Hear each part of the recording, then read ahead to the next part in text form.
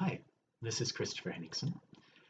I'm one of the contributing authors to the anthology Vintage Worlds, and as part of the promotion for that project, I'm going to be answering a couple of questions that one of the other contributors sent out to the various authors. Hope you find it interesting.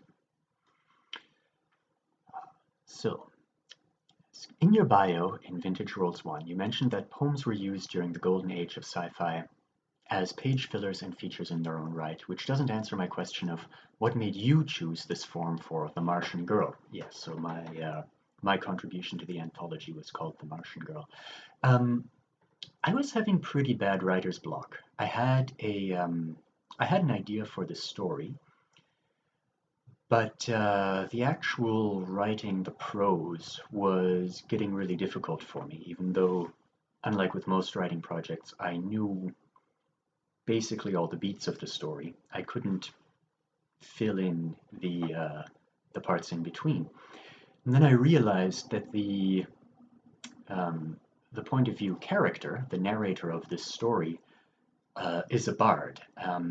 He wouldn't be literate. The story takes place on Jungle World Venus, and books wouldn't hold together anyway. So he would be telling this in verse. This would be a story that he composed and that he would sing around a fire from memory. So at that point, I realized, okay, this should be in a balladic meter. And once I restarted the story, writing it as a poem, it flowed really naturally, and it kind of just came out not all in one sitting or anything like that, but it did flow very well once I adopted that style. Question two: with your background in sustainable and renewable energy, how do you think we're doing as a species in incorporating sustainable renewable energies into our lives? I don't want to sound too pessimistic because in terms of available fossil fuels, as I record this in 2021, there are still enough fossil fuel reserves left that we won't run out of positive payback. So 1 barrel of oil will still be used to produce more than 1 barrel of oil, basically within the lifetime of everyone alive today, unless people start living more than 120 years. So I don't want to say we're doing terribly because we do still have some time left, but I wish we were doing better than we are. Are we missing or not seeing something that could further help the planet? Yes, absolutely. Um, I noticed a very interesting congruence among three pretty important factors. Number one, if you read the blogs of people like Mr. Money Mustache or generally the financial independence retire early crowd, you'll find that in a developed country, it's really possible to live on about a third of a middle class income. If you're careful and you're smart, you can cut your consumption down by 2/3. Second, Bullshit Jobs is this brilliant book which talks about how about 2/3 of all work that people do doesn't actually contribute to human well-being. So a good example he gives is advertising. People would still spend money on the things that advertising encourages them to spend money on, or they wouldn't if they don't need those things. But generally, if you're advertising, unless you have a really new product and you're trying to let people know that this product exists, you're generally trying to get people to buy your product instead of someone else's. But people would still buy dish detergent if they didn't see ads for it. So if everyone just stopped spending money on advertising, the same amount of dish detergent would still get sold.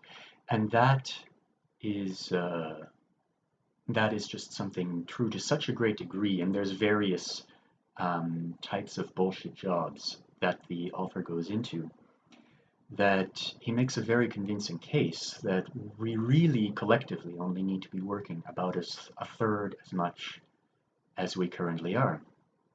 And then this last one is less well documented, but I remember from a class in that sustainable and renewable energy program that I took in university, there was talk of some intentionally designed communities that were made to be not quite self-sustaining, but to have the minimum ecological footprint that one could have. And guess what? They were able to bring the resource consumption down by relative to the average Western lifestyle, two-thirds less. So my thinking is that economically, we're basically doing three times as much as we need to. I think we should be working on average about a third of the amount we work now, and consuming a third of what we consume now. And if you're a citizen of a developed country, that's probably a good life. In fact, depending on how you fill your leisure activities, that could well be a better life than what you have now. That I find incredibly optimistic because even though it still leaves us with a third of the resource consumption we're doing now, um, we'd have three times as long to solve that problem, and we'd have three times the time we need to get to a fully sustainable way of life.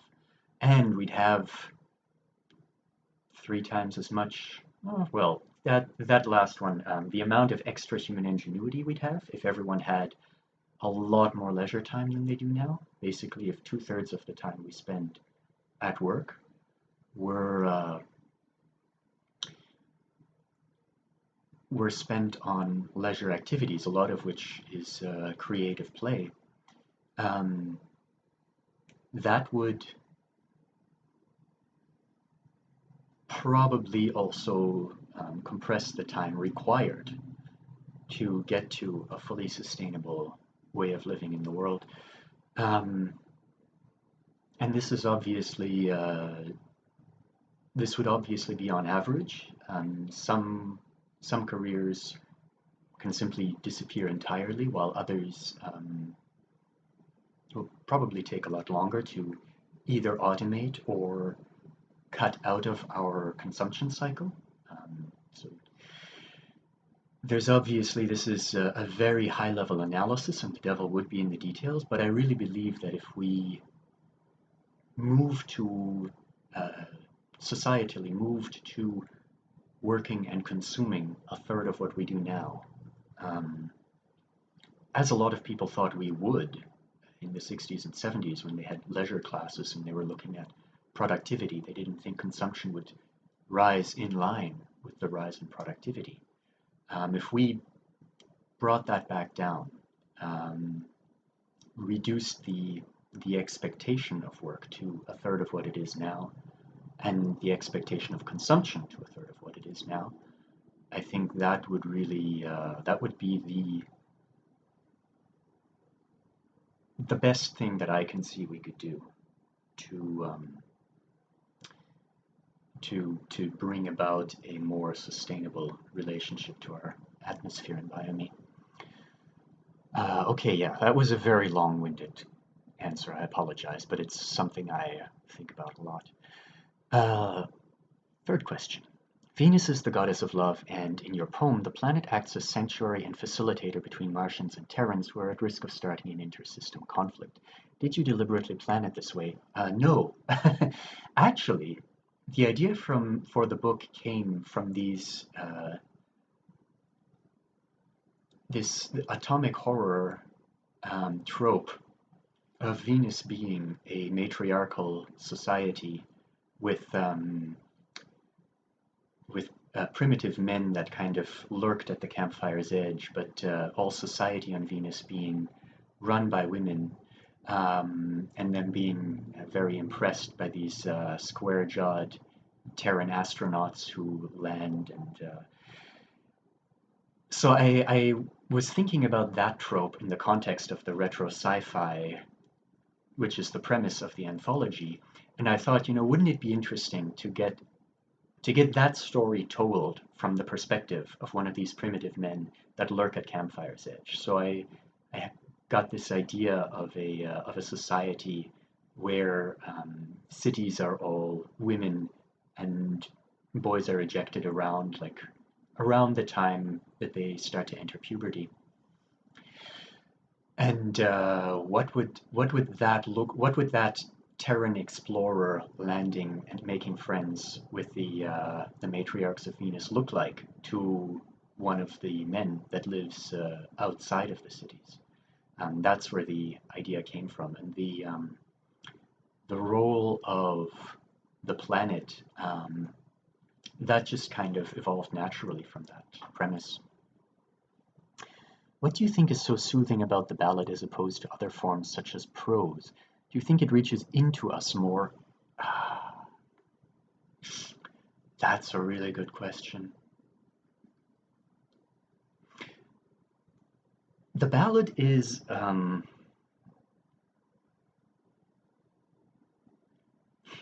think it takes very little mental energy to follow. That's the best way I can describe it. The ballad, and it takes probably a lot less mental energy from me because I've read a lot of ballads, so I'm just I have some well-worn grooves where the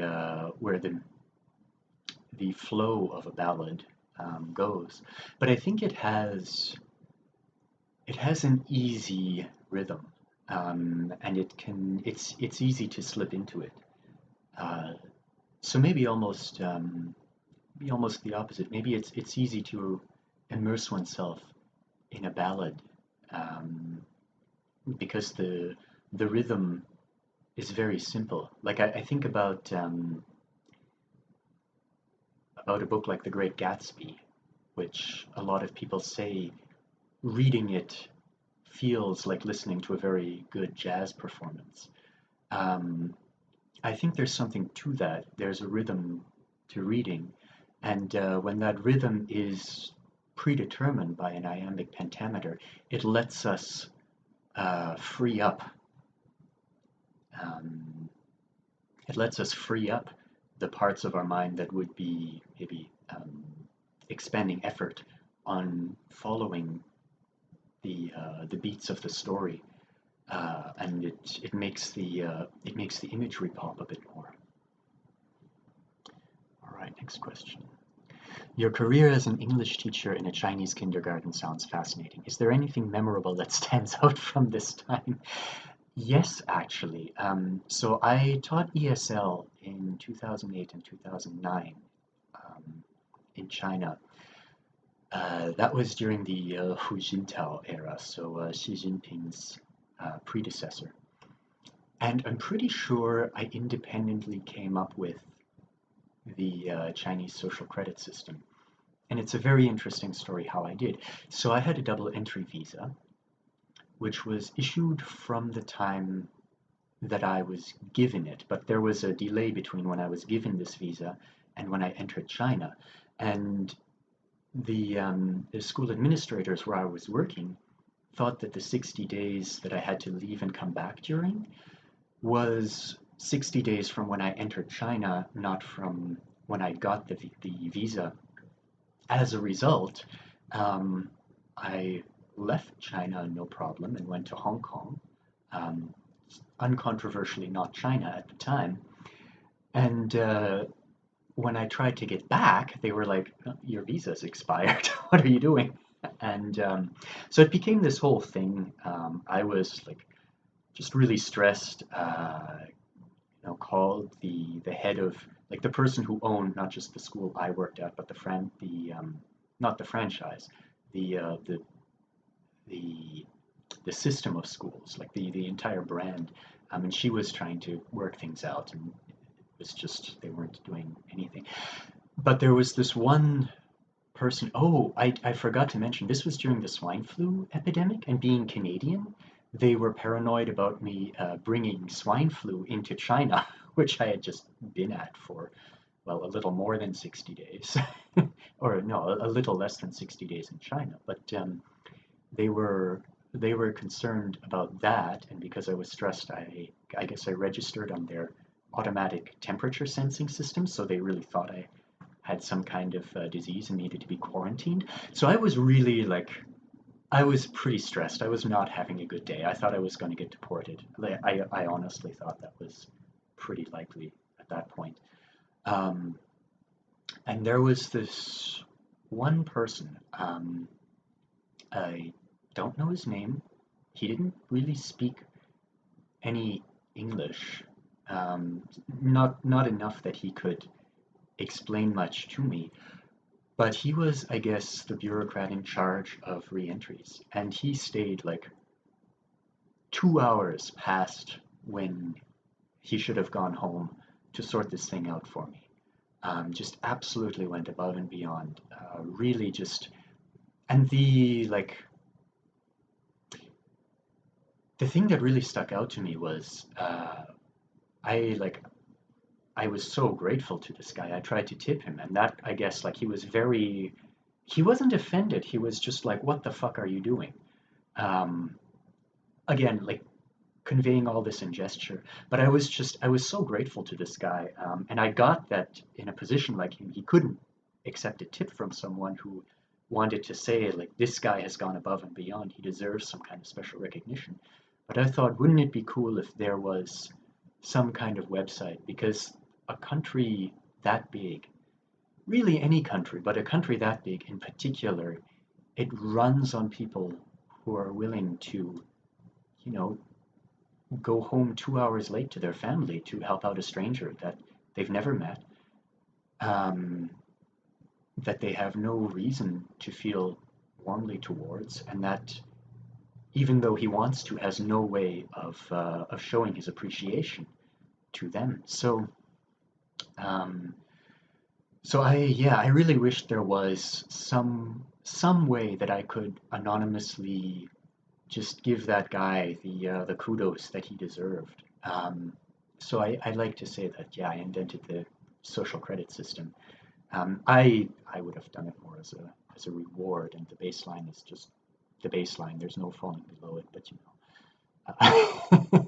It's funny how I guess that idea was already in the atmosphere long before it was ever officially announced. What are you working on next? At the moment, I'm writing a work on time and quantum mechanics and how that can be conceptualized for uh, for our everyday and how it relates to our everyday experiences. Pick one of the following to answer or leave blank if you don't wish to answer this at all. Which already published book do you wish you had written and why? Well, probably The Lord of the Rings, just because it's amazing. But if I were to look in your refrigerator right now, what would I find? A lot of pickles. I really like, yeah, I really like preserves. If you were to be exiled to a tropical island, what one book would you take with you and why?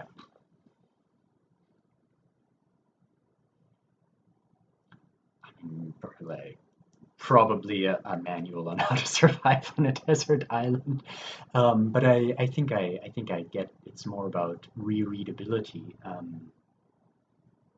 Gosh, that's a tough one. Maybe Tibetan yoga and secret doctrines. That's really one I should sink my teeth into again. Um, what are you reading right now? Currently, I'm reading The King in Yellow. Uh, I'm also reading Donut Economics,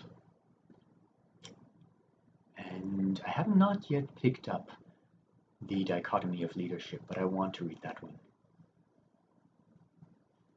Okay, well, that's all the questions I have. I hope that that's some neat background information on the Martian Girl and my contribution to the Vintage Worlds anthology.